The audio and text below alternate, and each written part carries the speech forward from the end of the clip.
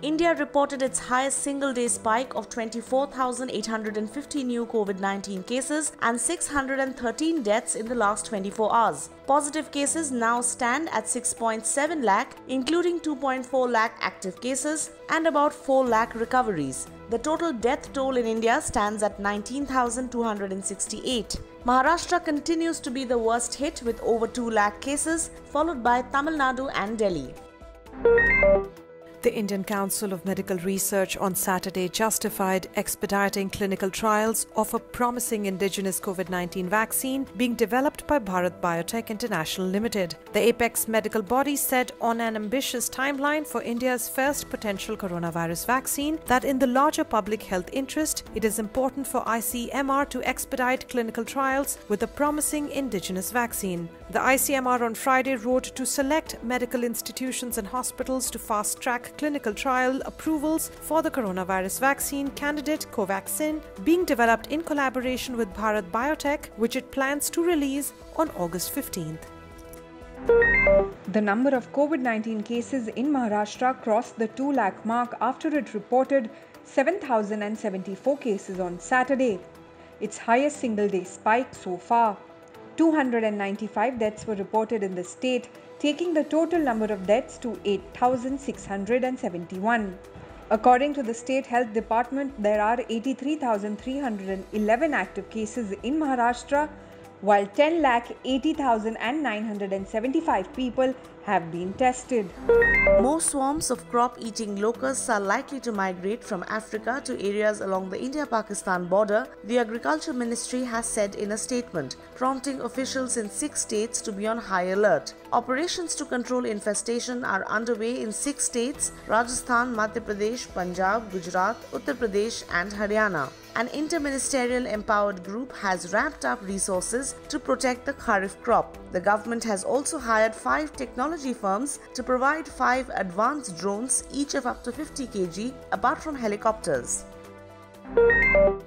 Emphasizing on service mentality among party workers, Prime Minister Narendra Modi on Saturday said, "For the BJP as an organization is not just a machine to win elections, but it means serving the people, taking everybody along and ensuring everybody's happiness and prosperity." Addressing party workers from across the country on a virtual platform, Modi lauded the party leaders and the workers for the welfare works they have done during the lockdown and the corona crisis, but reminded them that every one of them is in the public life to serve.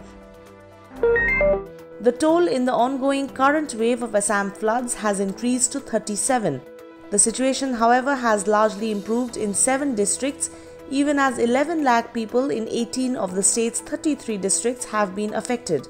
The Assam State Disaster Management Authority officials said that in the current wave of floods, at least 22 people have lost their lives in Morigaon, Tinsukia, Dhubri, Nagaon, Nalbari, Barpeta and Dhemaji. Prime Minister Narendra Modi has announced an ex gratia amount of 2 lakh rupees each to the families of those who have lost their lives. The Jagannath Rath Yatra in Puri, which started on the 23rd of June, was held with a restricted number of devotees amid the Covid-19 pandemic.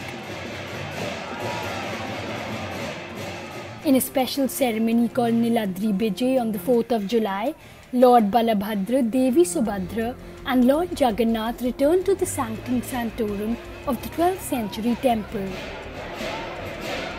All the rituals were held under tight security this year, and only those who tested negative for Covid-19 were allowed to take part in the yatra. Thousands of devotees stayed home and watched the procession on the television.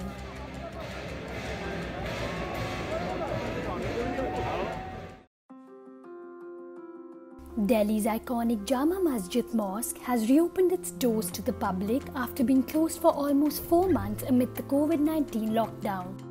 It will remain open from 9 AM to 10 PM every day, with all social distancing norms in place. Wearing masks and using hand sanitizers inside the premises will be mandatory. The mosque was reopened on the 8th of June after a gap of over 2 months, but was shut once again as the Covid-19 situation worsened in the national capital. In his 4th of July speech, US President Donald Trump took a jab at the media, accusing it of slandering the American people, inconsistently labeling their opponents as racists. When you level these false charges, you not only slander me, you not only slander the American people, but you slander generations of heroes who gave their lives for America. The president also berated protesters who toppled monuments of US leaders at the recent anti-racism protests, pledging to defeat the radical left, the Marxists, the anarchists, the agitators, and the looters. He also used the opportunity to tout America's progress against the COVID-19 pandemic, despite a nationwide spike in cases. President Trump said China, where the virus originated, must fully be held accountable. China's secrecy, deceptions, and cover-up allowed it to spread all over the world, 189 countries. And China must be held fully accountable.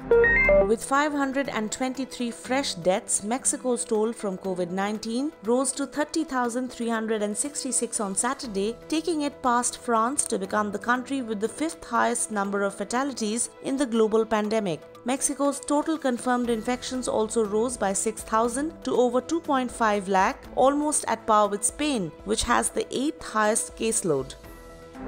With 523 fresh deaths, Mexico's toll from COVID-19 rose to 30,366 on Saturday, taking it past France to become the country with the 5th highest number of fatalities in the global pandemic. Mexico's total confirmed infections also rose by 6,000 to over 2.5 lakh, almost at par with Spain, which has the 8th highest caseload. Florida-based company Space Perspective hopes to offer an adventurous balloon ride to the edge of space.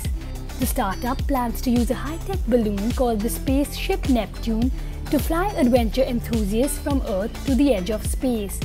The test flight, which will take place without a crew, has been scheduled for early 2021. Alaska's Pacific Spaceport Complex will be used as the launch site. The balloon will include a pressurized capsule and will also have a lavatory and a refreshment bar. When operations begin, the flights will carry 8 explorers and a pilot, according to its website. Those on board can get a splendid view of the sunrise from the edge of space during the 6-hour journey and then descend back to the Earth.